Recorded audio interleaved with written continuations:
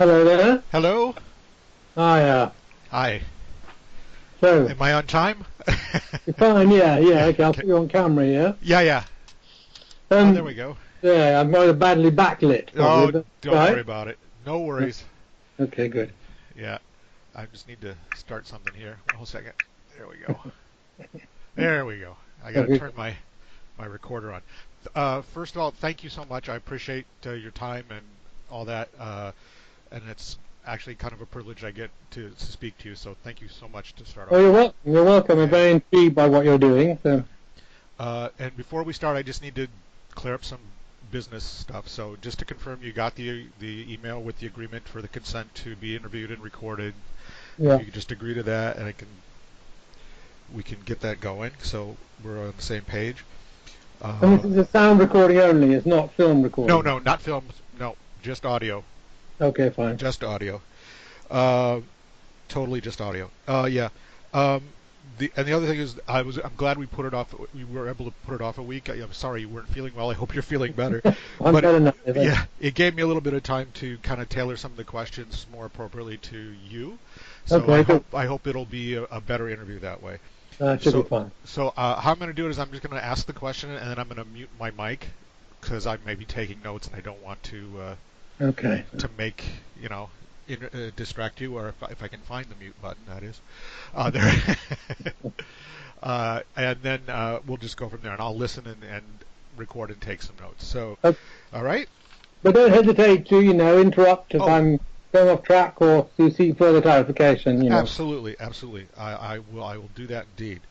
So, as I said, it was the week gave me a little bit of time to look into your bio and do more stuff about you. So I'm going to jump over the more kind of generic questions that I had. I sent you like 4 questions, and the first 2 Yeah, were I very noticed that. generic. Yeah. Yeah. No. So I'm going to go right to the questions I based on that. It says like in your book Maps and Dreams, you seem to draw some distinctions between Western and non-Western concepts of space and time.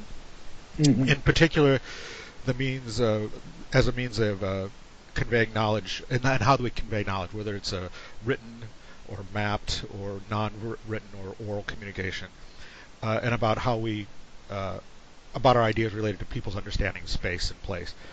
In that context, what are your impressions of technology such as the internet that might have an impact on both of these conceptual models for indigenous folks and for Western uh, frames of thought in terms of space? I mean, is what I'm getting at is, do you think it might be a bit of a game changer, or is it going to be more of the same, or somewhere in the middle?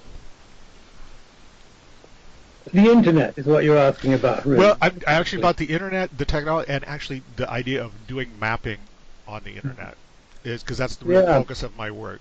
Is Yeah. I'm interested in the kind of the intersection between the technology and the practice, Oh, and how this media may be changing the way we understand space and how people can tell stories and do things on the web. yeah. I think about I'll speak. Let me speak at a slightly greater level of abstraction first, and that is that in my experience of working with indigenous peoples, now that my experience doesn't include every kind of, does not include every kind of community, but I've worked with many peoples of hunter-gatherer heritage who are on the whole either not literate really or not, who don't rely on literacy as their principal way of expressing themselves. So they're people for whom telling a story is what matters, and the quality of telling and the quality of listening therefore become 2 things of great importance. And so the question in my mind is right away, what implications does the internet have for the quality of telling stories? And then we could also ask the question, what implications does it have for the quality of listening to stories? Now, insofar as the internet is what we're doing, Skype, i.e., so it's an image, it's a form of film representation, really, then it seems to me tremendously congenial. So the idea that you could connect up storytellers, people who perhaps don't live in the same communities but are part of the same culture, people who don't necessarily have overlapping material interest, but who perhaps share an extended territory or a history of land use and occupation, then it has a very, very exciting possibility, it seems to me, because of the intercommunication issue and the ability for storytellers to have their story recorded as a performance seems to be of crucial importance. Those stories are not captured in a transcript, they're not captured in the details that are then extracted from the stories. I'm sorry. No problem. Hello. Okay, no, I'm going to hang that up. No I'll hang it up again. I want to just pull out the plug. Hardly ever rings that phone.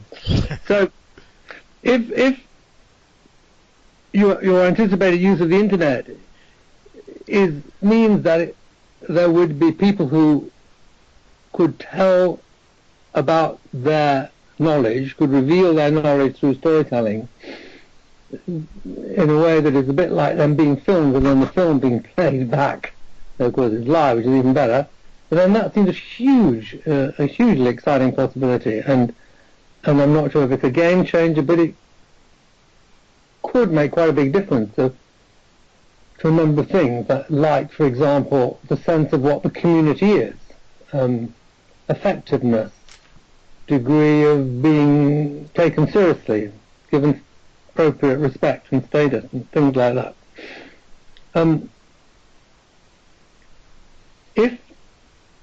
If mapping rather than storytelling, so I then imagine that you would be making a map in a medium that meant people could watch it being made and could intervene actively as it's being made, so it'd be an interactive relationship to the data generating. That's also fantastically interesting. They're not perhaps in principle different from a group of people sitting around in front of a map and drawing it and then looking at what one another are doing and making comments and then adjusting what's there in the light of what these comments seem to mean. I may be missing the point of your question, but those are the thoughts that come to mind. No, not at all. You're right. You're kind of in the ballpark that I was aiming for in terms of what I was getting at. In terms of the mapping that I'm seeing done by in the sites I compared, I compared, like I said, I compared sites that worked with an NGO or worked with a research organization or were standalone and didn't appear to be working with any particular organization other than themselves and maybe some outside contractor that they're hiring as a group. But a lot of the maps, especially from the NGOs and from the research organizations, the mapping is a different type of mapping. It's more of a narrative type of mapping where there are points on a map and you may click on it and it'll open up and there might be a videotape of something going on.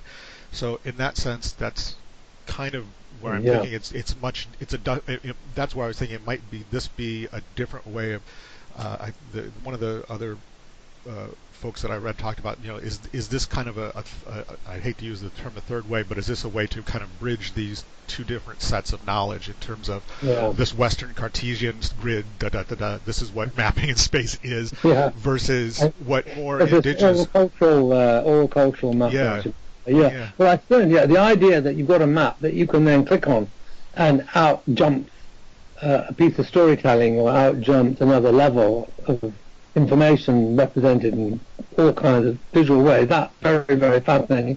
And I've seen projects that have delivered those kind of results from Australia, in fact. And they are amazing.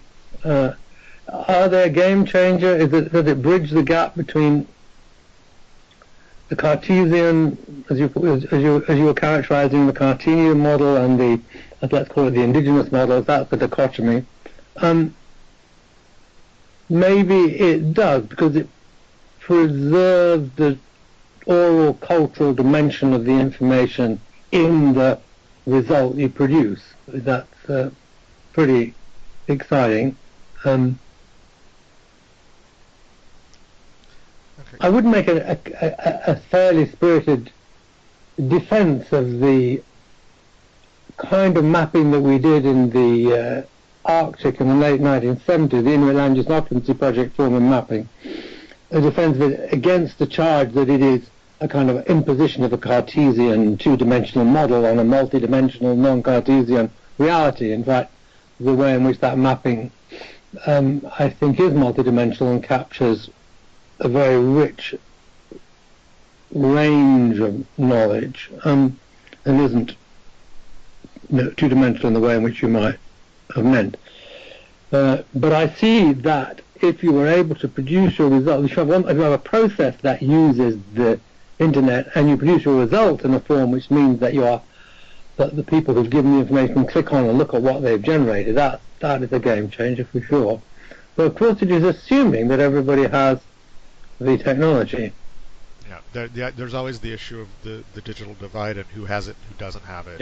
Yeah, And that's part of where my stuff, but it's like on the fringe. I don't mean to minimize it, but it's like not the focus. But I understand that's one of the access is a major issue. So on this same topic, again going back to Maps and Dreams, I was reading. I didn't have a chance to read everything, but I read parts of it, and I tried to watch your film, the Tears film, but I couldn't I couldn't get a copy in time. So the next question, one of the reviews I also read of Maps and Dreams says that it takes a fairly critical stance of technology, and it's in its ability to allow us to understand the complexity of our environment and the world and whatnot.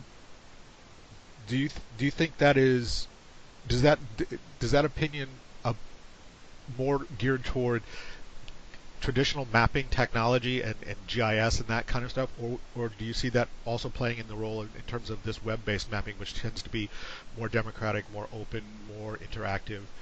And the reason I ask is in your own work, you turn to filmmaking as part of your way of expressing things. I am assuming you kind of did this because you wanted to deal with these issues in a more narrative format, or at least one of the reasons. Is there a parallel between this kind of say filmmaking and internet mapping and this more narrative dialectic way of doing things? It probably is. I mean, I think you put your finger on something important there. My own intellectual journey and political journey, I guess you might call it, in that working with film allows people to have a presence and a voice that they cannot have in any other medium that has ever been available to me. So when you put a camera in front of people, they are right away being invited to perform, and that is something they want to do. It gives them the platform on which to make their view of the world known, and they understand that there's a gesture of respect in this. I think very often.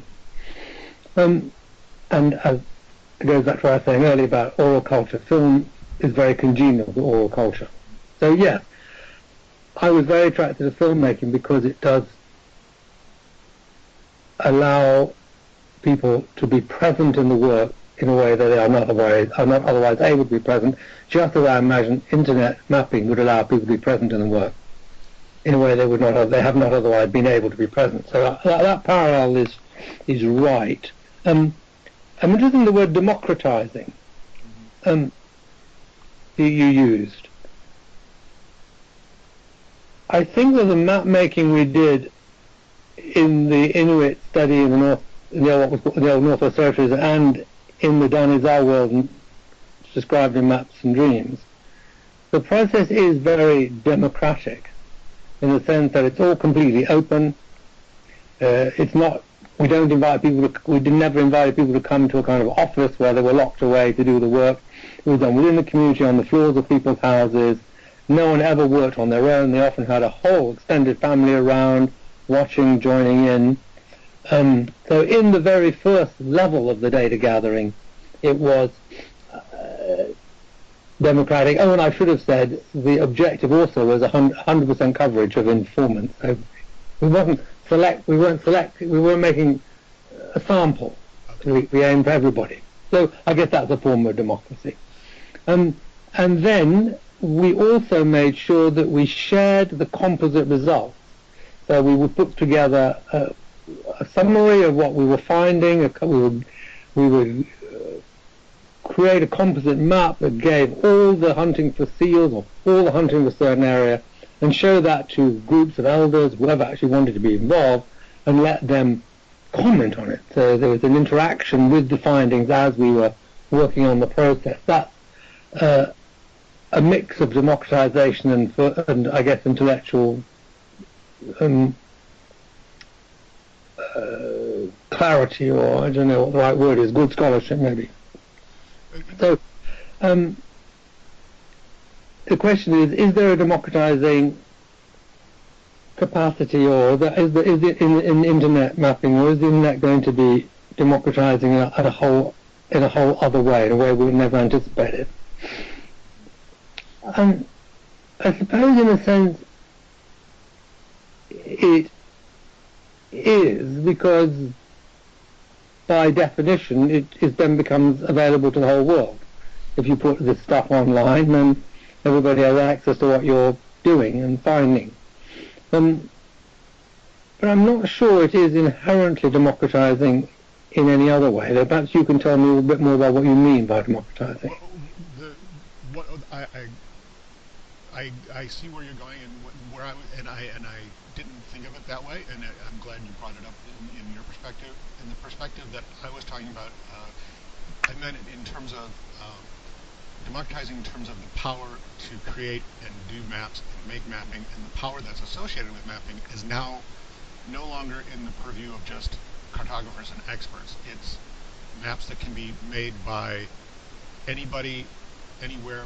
I mean, I think sometimes we forget that 10 years ago, 8 years ago, 5 years ago, we didn't have Google Maps the way we have it today, and we don't rely on maps from a voluntary, from a non-professional way that we used to in the past. I mean, maps were like the one behind me, where this is the world and this is how we see the world. And I think that goes back to what I was asking before, is like, how does that, is that, I don't know if it's a democratizing effect or not, because we talked a little bit before about, there still is issues of technology and cost and digital divide, but that stuff seems to be moving in the right direction in terms of giving access to more people. Well, if just taking you up on that, of course, that's right. You're imagining an internet process whereby anybody can make these maps. It's going very, very straightforward. You download the Google map and you then go to work on storing your data on some base map of some kind. I can see that is theoretically available to everybody to do. In practice, of course, it's not available to everybody to do, because it's only those who've got access to the equipment and who've got certain basic skills, and there, of course, the divide between those who can and those who can't do this work. So it's a very big divide. And I would perhaps want to point out that the kind of map making we did, again, especially in the Northwest Territories, all you needed was a topographical sheet. No, it's not. You couldn't just download it out of some great nowhere in the sky, but you could write off to some office in Ottawa and get them sent up to you pretty easily. So anybody could do it. Yeah. That's it. All you needed was a topographical sheet and a set of coloured felt tip pens. Now, but that's quite theoretical, because actually people we would never have thought of doing that, and so we were kind of the experts with the resources to do it. But I suspect that with your internet mapping, there would be experts with the resources to do it, who in fact would be the people who did do it. Well, yeah, that's one of the questions I have in the work is this. The volume is going slightly straight. Oh, sorry. Is that better? Much better. I was moving it out of my way to have it. One of the things I'm questioning is this idea of democratization of it, and getting at, is it really that democratic? And like you said, is it any more democratic than actually paper and pens and all that?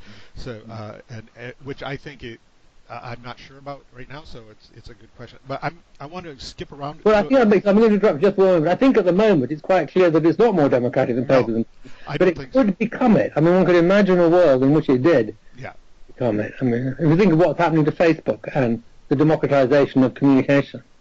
Yeah, exactly. That's where we at in the process is what's of interest. But I'm going to skip to another question that's further down in the list because it comes to something that you talked about before when you said you were mapping with the Inuit, and that everybody was gathered together and you were sharing information, and this is where the seals are and this is all that. One of the questions that I have is about the perils of maybe putting some of this information online. Is it necessarily a good thing, or in your view, that we can, what information needs to be privileged and what information needs to be kept secret? And I'll give you an example. Monica Morenin, who's on my committee, works with the Wamingji Cree, and they did a huge project of a co-management project up there, and they did maps and they did some of it, and ended up having a natural area preserved as part of the Canadian national parks and all this, but it's under federal jurisdiction that this became a protected area. I don't think it's a park; it's a protected area, I think, ideally.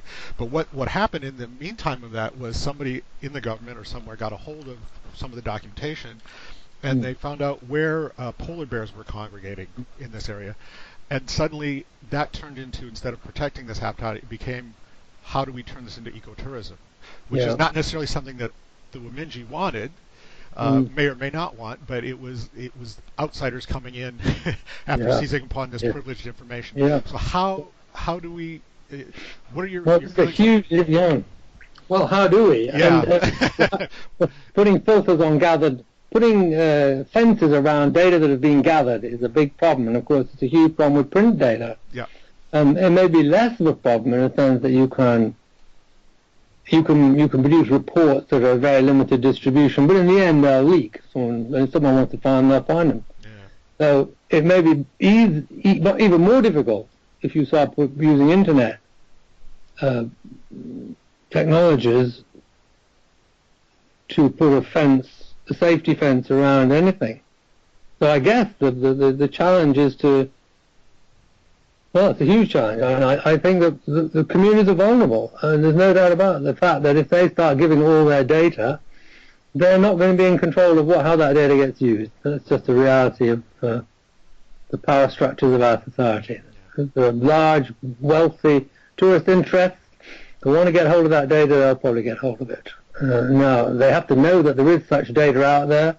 That's with the kind of rather arcane, specialized mapping projects that we were involved in the 1970s and 80s, that people wouldn't have known about them. They wouldn't have been in the public domain or become public knowledge in quite the same way as an internet mapping project would, because presumably if someone typed into Google polar bears in such and such an area, bang, up would come your project. I don't know. Have you put filters to prevent that? I don't know. I think that this is a big question to ask oneself when doing the project, I suppose, and to talk to communities about.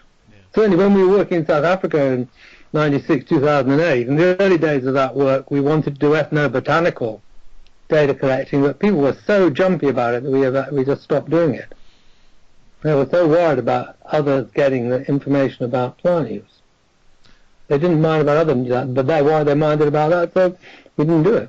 Okay, so I guess that kind of goes to one of the issues that is who controls that information ultimately, and for me, it has to be the indigenous peoples themselves controlling it. And they have to be able to control it. They can, and that's so you've had experiences too where people have just not wanted to maybe talk about, we want to map this, and like, no, we're not going to do that, we don't feel comfortable with it? Or is it did it come from them saying, no, we don't want to do it? Or was it just your perception of when you went into the project, it was like, this is not going where it should go and I don't want to go there? Or in the case of the ethnobotanical work in the Kalahari, where the people said right from the beginning, forget it. We'll tell you a bit, but not much. You know. right away we'll be asking questions like, how do we know this isn't going to be handed over to everybody? So that, in the case of working in northeast British Columbia, I wanted to do an analysis of moose kills. Since moose was the main source of meat level protein. The community, I wanted people to tell me how many moose they killed in the last year, and go through the year with their moose kills. Well, people were very, very nervous about that. Okay. They didn't want to, and eventually we struck a kind of deal whereby I would gather the data, I would aggregate it, then I would destroy the original data. Yeah. So we'd have the aggregates, but we wouldn't have the breakdowns of who was doing what, where, and, you know. But this is, I mean, now these are both projects where I spent large periods of time in the community. I knew people very well. Many mapping projects now are quick and well, I was going to say quick and dirty. That's unkind, but they are in a way. No, yeah. Sensitive consultation, sensitive response to people's feelings. These are not easily achieved in a quick project. Yeah, that goes to another concept that is kind of floating around in internet mapping today, was just this idea of voluntary geographic information, and it's kind of this concept. There's debate on what that actually is, whether that is large-scale atlas-type projects where people volunteer information, or if that is more of a kind of one-and-done situation where people are trying to solve a problem within a community, and say, you know, it's and we gather information rather quickly, either in person or over the web, and we create a map and we work out a problem. I didn't see it, and that goes to a question that's further down my list, which I'll skip to right now. Is in the sites that I investigated, I didn't see a lot of that use by indigenous people doing that.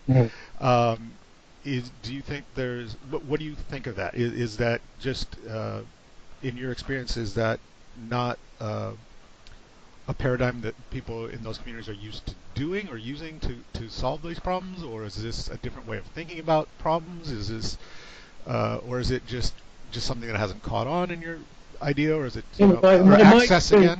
This is a very interesting question. In my experience, people haven't used the mapping to solve problems. They've used it to express interests, to resist invasion, to define themselves, to build up self-esteem, to pass on knowledge from generation to generation, those sorts of things. But as a problem-solving tool, not so far in my experience. There is a project I've heard quite a bit about from Colombia that was, I think, when I heard about it, it was 12 years old. That was some years ago, then it's more older now, which was a very, very basic mapping project in which people drew their environment on blank sheets of paper. So they created a picture of their entire resource base and environment over a long period of time in a beautiful project. And apparently, after a couple of years, this project became a source of problem solving. It resulted in some definitions of conflicts, or some bringing out into the open of conflicts that hadn't been owned up to or hadn't been resolved over quite long periods of time. And then the mapping project became the tool whereby these conflicts were dealt with apparently quite effectively. So I've heard that's an anecdote. That's anecdotal, but I heard it from the person that was doing the mapping. So it sounded very, very impressive and interesting, but it's not my experience. Okay. So that was in Colombia. I'll take a look at that. Yeah, I can give you a link. I can hook you up. Oh, that would be great. I would really appreciate that. I'm going to kind of shift some gears here. Maybe go back to a couple of questions that I had. And one of them that I did send you was about this idea of maps being political tools. Yeah. And in the content analysis I conducted, the indigenous people's use of web-based mapping and atlases, or cyber cartography, as it's kind of taking on this term. I found that in all the case studies examples, they were using mapping as a tool for land claims in one form or another. And then in essence, indigenous groups were doing mapping. In essence, the indigenous groups, I think, were doing mapping and adapting what could be described as a colonialized idea about mapping and practices and concepts of land ownership. What are your impressions of that? Is this something that indigenous people should be doing, not doing, evil, co-opting in the paradigm? Well, I don't think my experience, of mapping has never been. I've never felt it was vulnerable. Backing up here, the projects I've worked on have not seemed to me to be vulnerable to the charge that they were a form of co-opting, and that people were being drawn into a paradigm of land, a paradigm of land use or land ownership that was alien. So we did not ever, I don't believe, bring with us concepts of land ownership that were alien and somehow even unconsciously impose these. On the contrary, I think that the map-making process always began with people marking onto sheets what they knew, what they did, and the places they did it, without anybody saying they had to define what their relationship was to these places. They didn't have to say, well, this is what I own, or this is mine. All they had to say was, this is what I did. And this is what I know about. I know this is where I hunted caribou in this time of year, and this is where I hunted caribou in that time of year. It's a generalized kind of circle, and then they would mark on a separate map, or even on the same map, draw lines to show caribou migrations and caribou movements, and that would explain why they were going to those areas at certain times of year and why they were particularly productive or not so productive. That kind of building up of a picture of an economy, I don't think is introducing any ideas about that economy that are alien. No. If we come along and said, you've got to defend this land against people who say it's not yours, you've got to show that this is your land, then perhaps one is starting to import concepts of land ownership that are foreign. But I don't think we did that.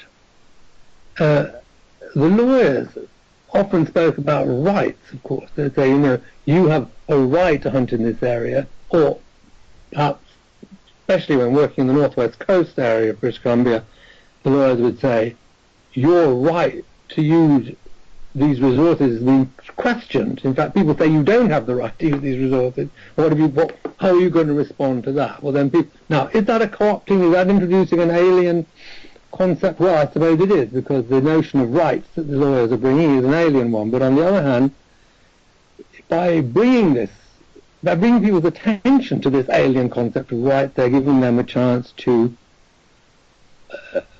define themselves in their own way in the world, in order to have some right to their own. Now, this is maybe a sort of meandering sort of answer, but when dealing with people like the Danizar or the Inuit in the far north, where land ownership is just a matter of customary usage, where people don't have exclusive territories at all, though they have a strong sense of territoriality, they don't have exclusive territories. That's a paradox for the lawyers, but there it is.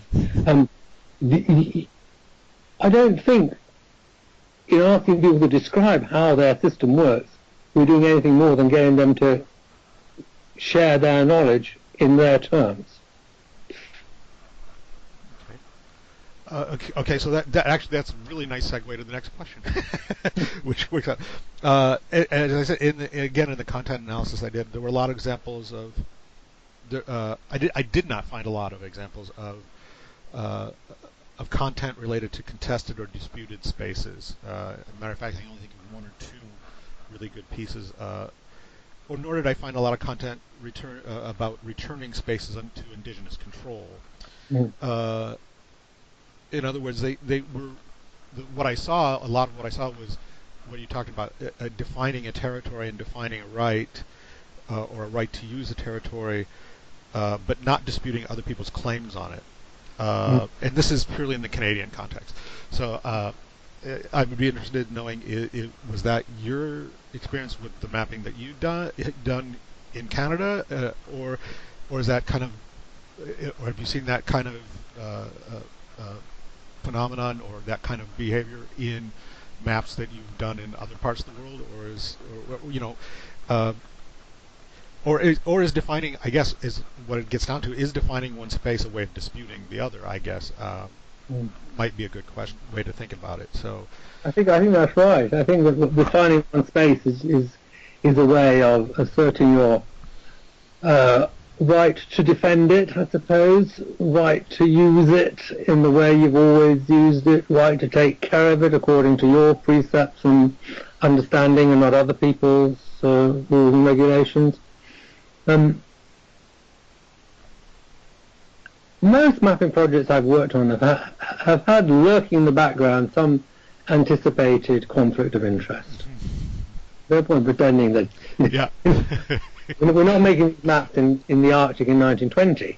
Yeah. Making them in the 1970s. The oil and gas industry is underway in the high Arctic. Antarctic Oils is at work drilling test wells. The Beaufort Sea is being opened up for exploration. This is an era where rapid industrial development was anticipated in every corner of Canada, and people were worried about that and wanted to define themselves in anticipation of that, if not in direct opposition to it. So there is an overarching sort of global political reality that one shouldn't be naive about or pretend doesn't exist. Whether or not that somehow contaminated what we were doing, I don't know. I don't think so. So, and how do you, going back to a question I asked earlier, how do you think that plays into some of the observations that you made probably in Maps and Dreams about Western and non-Western concepts of space and time in terms of, I mean, because clearly a Western view of this is going to be that this is mine. It's from Western view that are brought to bear here. One is, this is mine. It may want to be yours, it isn't anymore. That's the sophisticated view. And the cruder view was it was never been yours. Right? And then the other Western view was that, well, it may have been yours, but you don't make use of it. Yeah.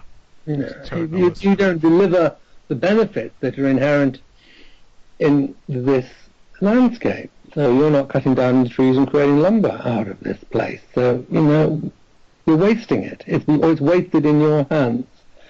That kind of judgment is, of course, a justification, self-serving justification for all kinds of colonial advance and exploitation of people. But I'm not sure where you want to go with this, really. Well, I was just thinking about this idea of the defensive nature of the map, of taking things back, of a more, like I said, maybe a more proactive. Yeah, you see, Maps and Dreams, there are two kinds of maps. There's the Indians maps, and then there's maps of the development frontier. And we were able in that project, thanks to brilliant work done on those industrial development frontier maps by a team of researchers, we were able to put the Indian map as the base and lay the industrial development maps, so the logging frontier, the oil and gas frontier, and the hydro development in place and planned, and the ranching agricultural frontier on top of Indian land use. And you could see right away how the Indians were continuing to exist as best they could in the gaps between these developments, or where these developments did not destroy their resource base. So you could look at the struggle of, that struggle is the wrong word, but you can look at a kind of accommodation, an uncomfortable accommodation, if you will, over fairly long periods of time. Now that's a particular kind of mapping I've only ever done in that one area, and it was very, very revealing and often quite disturbing. But even there, the work on the Daneza land use was simply them sitting in front of a piece of paper they didn't have on the piece of paper, the topographical sheet in front of them, anything about where the oil and gas industry was working or where the forestry was planned or had taken place. They just had the topographical sheet on which they drew where they went. So we got a picture of their worlds in their terms, even then. Okay, so in a way that kind of gets back to this one of the early questions I asked about the idea of how Western technology and Western ideas don't necessarily give us a better idea about what the environment and our space is really about, because they can miss it out. They can miss out a whole dimension of a whole set of dimensions of this space. Yeah. They can miss out what it means for people who've lived there for the longest. Yeah. They can miss out a hidden economy. You can miss out all kinds of relationships to that land. So is this what you said when you did this? There were some things that you found very disturbing. Is that kind of one of the more disturbing findings, or you said it was disturbing and enlightening? I don't like. Well, it was disturbing to see how severely impacted the Danezar had been, and how much how much of their resource base they'd already lost, and they'd in effect been driven out of. And it was disturbing to see how anticipated further developments were going to encroach on their remaining resource base. And it was enlightening to see how they had done a sophisticated job of accommodating wherever they could. Okay. Mm. The idea of adapting where they could. Yeah, not adapting happily, not adapting. But okay, just you have this, we'll say what a little bit after it. But people live as best they can under the circumstances that they're given. Exactly. Mm.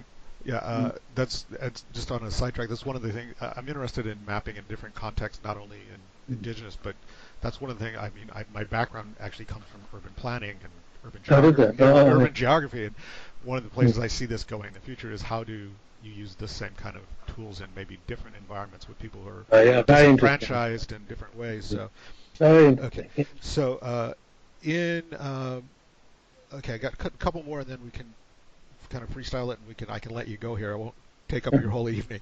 And you may not. This may not be of any. You may not have anything on this, or you may not. But one of the things I found interesting in a lot of the content analysis I did was there was not a lot of content on these sites related to gender and gender issues and ideas like that. Does that surprise you? Do you think it's accurate?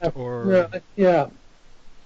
I think when I look back at the 1970s work, it had many, we made many mistakes, but the biggest mistake of all we made was not to look at the gendered landscape, as it were, not to look at the nature of female relationship to the resource base as a thing in and of itself, rather than just add it onto a list. So it was always very significant, very important to note what a large contribution women trapping was making to economic well-being.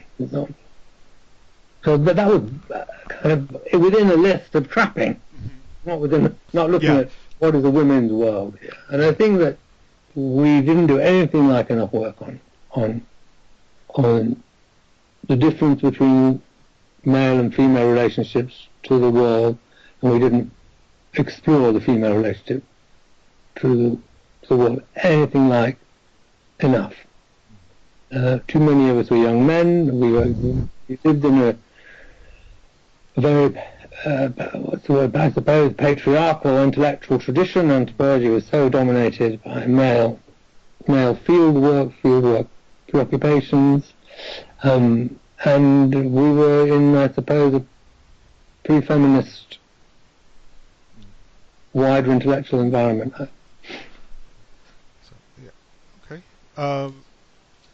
The last kind of, there's two last formal questions. They're pretty softball stuff. So I'll just move on a sec. Yeah. Just to say a bit more about that. This is a very big issue. Sure. I stand and fall a bit on this one. No, that's okay. I mean, I'm glad you. On the film, it was very interesting working on the films.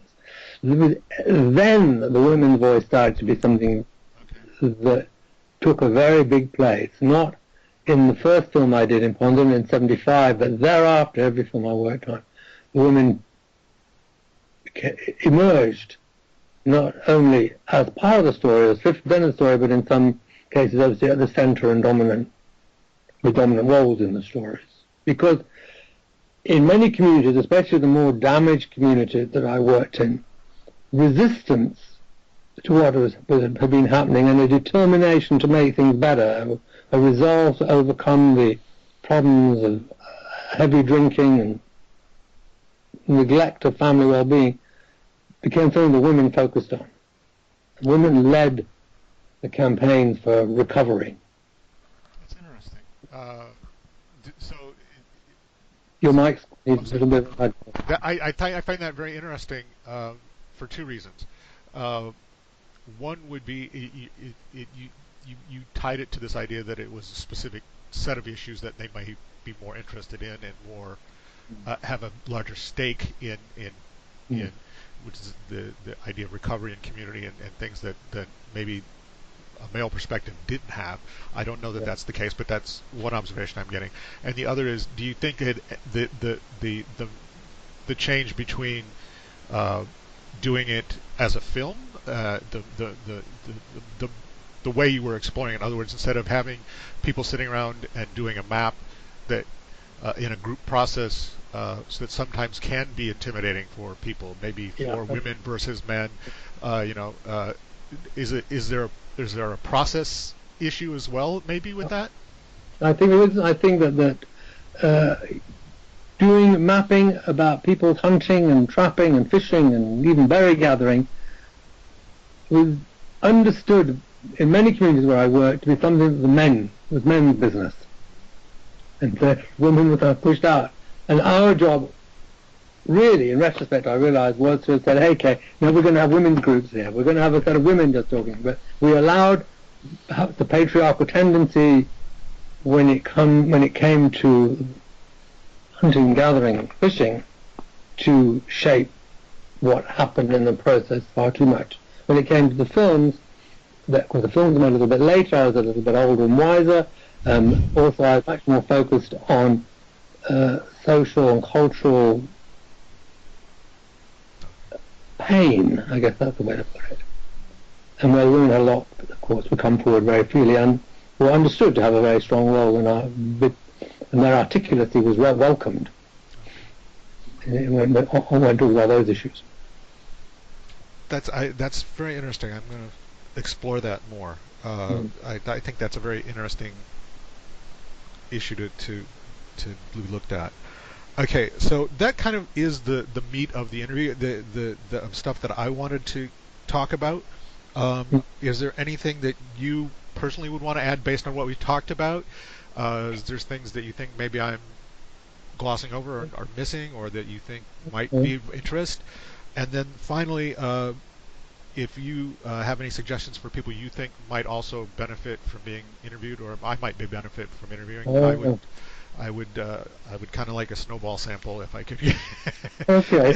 Well, I think there's one person I really think you should talk to, who's called Nigel Crawhall. Have you come across that name? No. He's a Canadian, though he's lived most of his working life in Southern Africa. He's a sociolinguist, and he was my colleague in the mapping project in the Kalahari. Okay. He's gone on to be involved in many mapping projects in many African communities. And I think he's the CEO of an organization called Indigenous Peoples of Africa Coordinating Committee. I'll send you the coordinates. Oh, that would be great. You should interview him. Okay, I'll certainly contact him. He's younger than I am. He's has been very, very involved in all kinds of questions about cultural mapping. In many parts of Africa.